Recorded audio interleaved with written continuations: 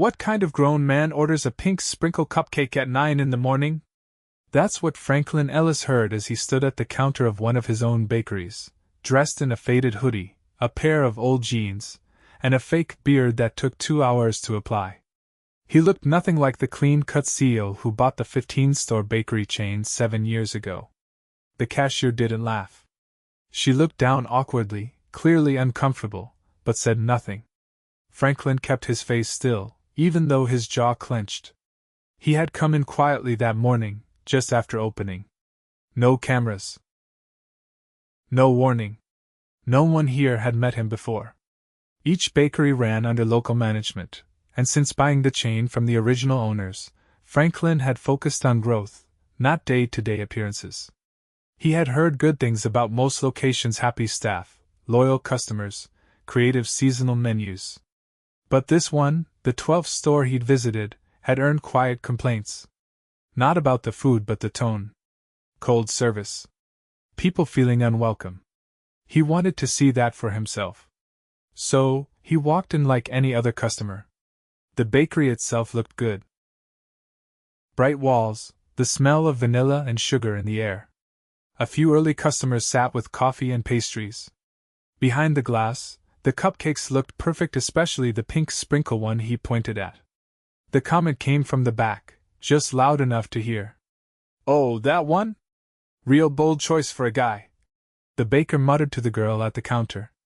He was tall, maybe late 30s, with a long apron and tattoos down both arms. Franklin raised an eyebrow. The cashier, her name tag said, Emery, looked tense.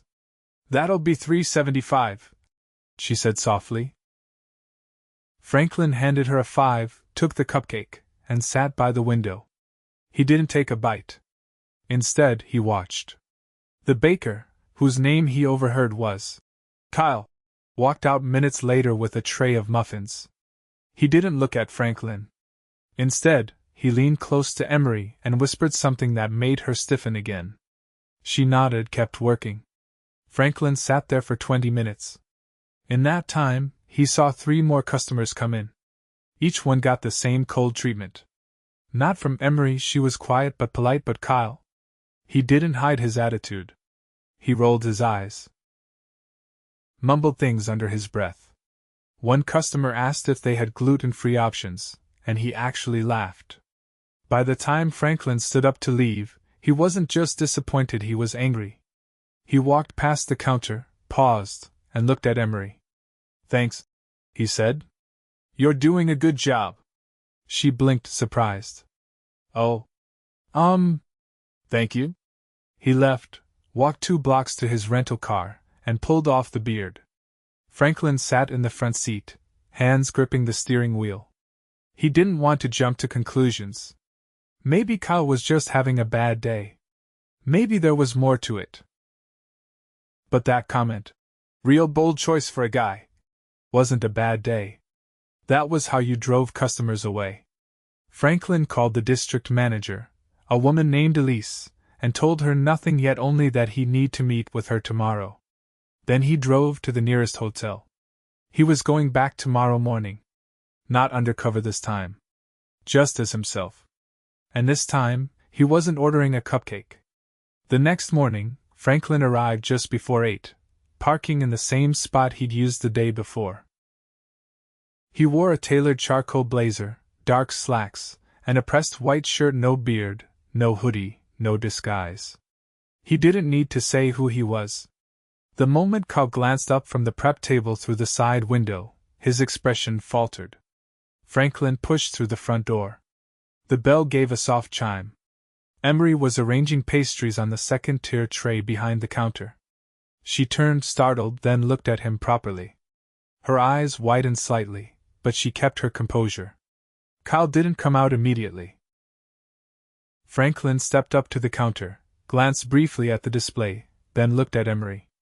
Her posture was straighter than yesterday, her tone a little higher. "Good morning," she said. "Welcome back." Franklin gave a nod. "Can I speak to the store manager, please?" Emery hesitated. "That would be Kyle." "I know." His tone was calm. "Just let him know Franklin Ellis is here to speak with him." She didn't ask who that was. She just turned and disappeared into the kitchen. Franklin watched the other customers, two elderly women seated by the window, a father with a toddler at one of the corner tables. No one seemed to notice anything unusual. Kyle emerged less than a minute later, wiping his hands on his apron.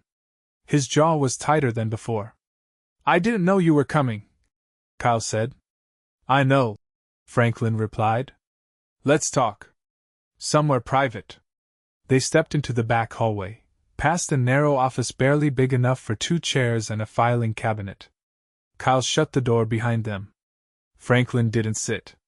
"You made a comment yesterday to a customer." "About what he ordered?" Kyle shifted.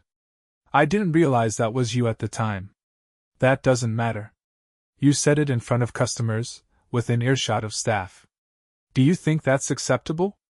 Kyle crossed his arms. "I was joking. People don't get offended over something like that unless they're looking for a reason." Franklin's face didn't move. "That's not a joke. That's a judgment. And whether you meant it or not, it was loud enough for your employee to freeze in place." Kyle opened his mouth, but Franklin cut him off. "I watched you dismiss 3 customers within 20 minutes. You mocked someone for asking about gluten-free options. You leaned on your employee while she worked, whispering things that clearly made her uncomfortable. And you did all of that thinking no one was watching." Kyle's tone turned defensive. "This store runs clean. Numbers are strong. Inventory's tight. We've got one of the lowest waste percentages in the district." Franklin raised a hand. "You think the bottom line makes up for how people are treated?" Kyle didn't answer. Franklin's tone stayed even. "You're terminated. Effective immediately." Kyle blinked. "You're firing me?" "Just like that?" "Yes. Just like that." Franklin stepped aside. "You'll be paid through the week, and HR will follow up about your exit paperwork. Leave your keys with Emery." Kyle didn't argue again. He walked out of the office, muttering something under his breath, but Franklin didn't care what it was. Once he was gone, Franklin stepped back into the main area. Emery was behind the counter, looking uncertain. "Kyle won't be returning," Franklin said. "You're the senior staff member right now?" She nodded. "Yes, sir." "Then I need you to hold things together for the day." "I'll be here with you." Her eyes flicked toward the kitchen. "I can keep things running. But we're short-staffed now." "I know," Franklin said. "We'll manage. And I'll help." He rolled up his sleeves and followed her into the kitchen. The next hour was heavy. Orders came in steady, mostly coffees and muffins. Emery moved quickly, focused but quiet. Franklin handled the register when needed, wiped down tables, even carried out trays when the line backed up. At one point, an older man came in, asked if they had blueberry scones. They were still warm from the oven. Emery wrapped one carefully, handed it over with a smile. The man thanked her and left a tip. Franklin watched her work. She didn't talk much, but her movements were efficient, careful. Every time she greeted someone, she made eye contact. She didn't fake cheerfulness, but she respected people's presence. During a brief lull, Franklin leaned on the prep table. "How long have you worked here?" "Almost a year," she said. "Started part-time during school. Then full-time this summer." "You like it?" She hesitated. "I like the job. The customers. The baking, when I get to do it. But I didn't always feel like I could speak up." "Because of Kyle?" She paused. "He made it hard to say anything was wrong. He didn't yell or anything. But he'd make jokes. About customers. About me sometimes. Stuff that made me feel like saying anything would just get brushed off." Franklin nodded once. "You're not alone in that." She glanced at him. "I didn't know who you were yesterday. But I'm glad you came back." "I'm glad you were here," he said. By noon, the pace picked up again. Franklin called in a regional shift lead from a nearby store to help for the afternoon rush. Once she arrived, he stepped outside to make a few calls. He spoke with Elise, the district manager, and walked her through everything. She didn't defend Kyle, but she did sound blindsided. "I didn't know he was saying things like that," she said. "You're not here often enough," Franklin replied. "That's going to change. I'll be there in an hour," she promised. When she arrived, Franklin introduced her to Emery, then pulled her into the office. "I want a full review of this location," he said. "Staffing, scheduling, everything. And I want you to meet with every single employee here, one-on-one. Off-site, if they're more comfortable." "Understood," Elise said. "You want me to bring in a new manager from another location?" "No," Franklin replied. "I want to promote from within. Someone who knows the customers. Someone who cares. Emery? She's not ready yet. But I want her on the track. Training. Leadership coaching. If she wants it." Elise nodded. "I'll make it happen." Franklin stepped out and found Emery in the back, washing trays. "You've done more than enough today," he said. "Take your break. When you're back, Elise is going to walk you through some options. You've earned that." She looked unsure. "Are you sure? I don't say things I don't mean." She nodded, then quietly stepped outside with a sandwich and a bottle of water. She didn't take her phone out. Just sat on the back step, eating in silence. Franklin joined her a minute later, sitting beside her without a word at first. Finally, he said, "You're not invisible. I want you to remember that." She didn't respond right away. Then said, "Thank you." They sat there quietly for a few minutes, the hum of traffic in the background, the scent of sugar and dough still hanging faintly in the air. By the following Thursday, Franklin returned to the bakery quietly, not undercover this time, but without announcement. He wore a plain navy button-down and stood in line like everyone else. The morning rush had already begun, with a steady stream of customers placing orders, chatting softly, sipping coffee at the window tables. Behind the counter, Emery moved with careful pace, taking orders, bagging pastries, checking receipts against pickup slips. Her hair was pulled back tighter than before, and she wore a black apron that looked freshly pressed. There was a second employee behind her, a young man Franklin hadn't seen before, working the espresso machine with focused attention. He didn't glance up. Neither of them saw Franklin until he stepped forward. "Name for the order?" Emery asked, eyes on the screen. "Franklin." She looked up, and her posture changed, not surprised, but alert. "You're early. I wanted to see the place on a regular day." "No pressure." She nodded. "We're short one this morning. Mia called in." Franklin glanced toward the kitchen door. "You managing?" "For now." She hesitated. "We've been rotating tasks. Elise had us regroup the schedule. I'm training 2 part-timers." Franklin stepped aside to let the next customer up, then moved to the corner of the shop, near the drink station. The place looked cleaner. The energy was more open. He watched as a woman dropped her keys and Emery reached over the counter to hand them back. Once the morning rush thinned, Emery joined him near the back. She wiped her hands on a towel, then slid it into her apron pocket. "Derek's the new hire," she said. "He came from the Eastwood location. Quiet, but reliable." Franklin nodded. "I talked to Elise. She said you've been helping rework the prep list. We had too much overlap. The old schedule didn't account for order flow. We shifted early prep to start 30 minutes later. It cut down idle time. You're doing more than your title." "I know." She didn't say it with pride, just clarity. Franklin studied her a moment. "You're not ready to manage yet. But you're close. Close enough that I want you working with corporate training. You'll shadow at 2 other locations. Learn what you haven't seen yet." Emery didn't blink. "What about this store?" "We'll rotate in a temporary lead. Elise will stay hands-on. You'll still work here, just not every shift. It's time to widen your view." She glanced toward the counter, where Derek was wiping the milk steamer down with the methodical care of someone still new. Okay. Franklin didn't say more. He turned toward the back, where the office door sat cracked open. A pair of voices carried faintly Ellis and a man with a gravelly voice. Franklin stepped inside. The man stood up when he entered. He was in his late 50s, with a posture that hinted at old restaurant work, upright, hands clasped behind his back.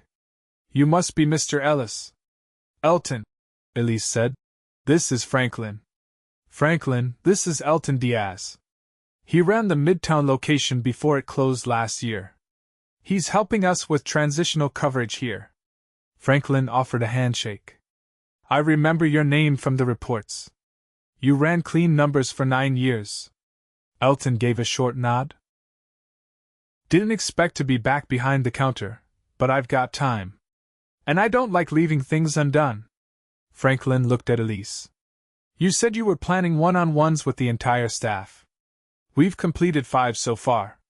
The remaining 3 are scheduled this weekend. Anything unexpected? Elton stepped in.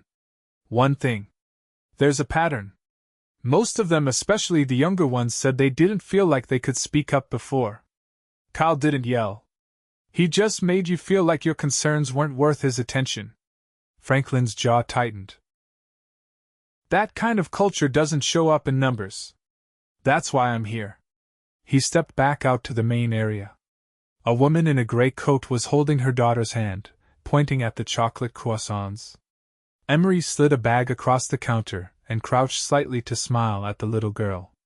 The mother said thank you, and the girl waved as they left.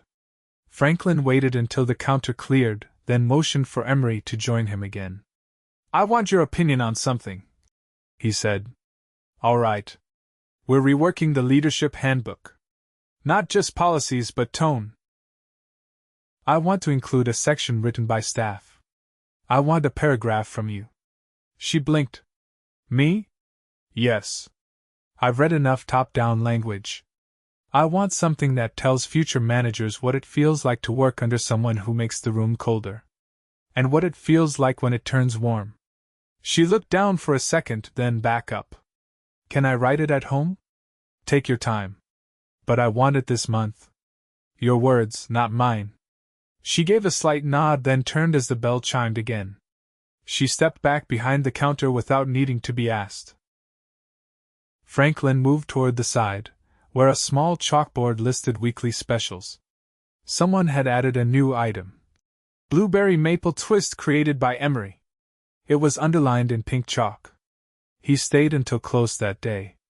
Helped mop floors. Restocked napkins. He didn't announce himself to any customers. He just worked. At one point, Elise approached him in the break room. Emery's steady, she said. But we're going to need a stronger pipeline. We can't rely on one voice to fix the culture. I don't expect her to. But she's the start. Elise crossed her arms. And what about the other locations? If this one had these problems, odds are others do too. Franklin paused. We start rotating in quietly. One store at a time. Not to catch people but to listen. She nodded once. I'll build a schedule. Build a team, Franklin replied. I don't need more reports.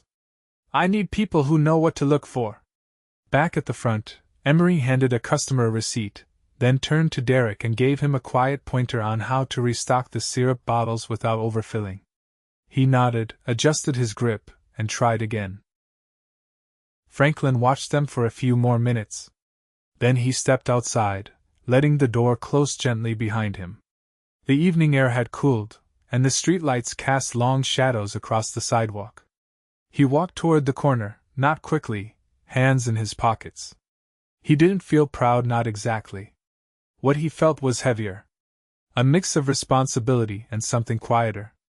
A reminder that leadership wasn't built in boardrooms or strategy decks. It was built here with people who didn't always speak up, but who noticed everything. And now, so would he. 2 weeks later, Franklin sat at the long oak conference table on the 12th floor of his company's headquarters. The bakery's quarterly performance review had just wrapped up. Numbers were stable. Consistency had returned. But that wasn't what kept his attention. He turned toward a slim folder placed to his right. Inside was a printed document, no more than a few paragraphs written in blue ink with slight corrections in the margins. Emery's contribution. Her voice, clear and candid, without polish. He had read it twice already, but still, he opened it again. Being heard isn't about volume, she had written. It's about whether anyone's actually listening. He folded the page once, tucked it into his briefcase, and stood up. Walking down the corridor, he passed staff nodding in greeting. He returned them with quiet acknowledgement, but didn't stop.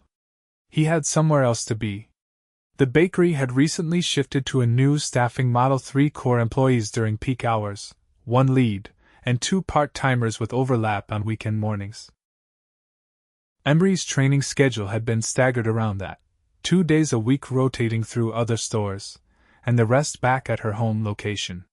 Her guidance had already led to changes in how customer feedback was logged, and 2 of her suggestions were being tested across the district. Franklin arrived just after the lunch wave.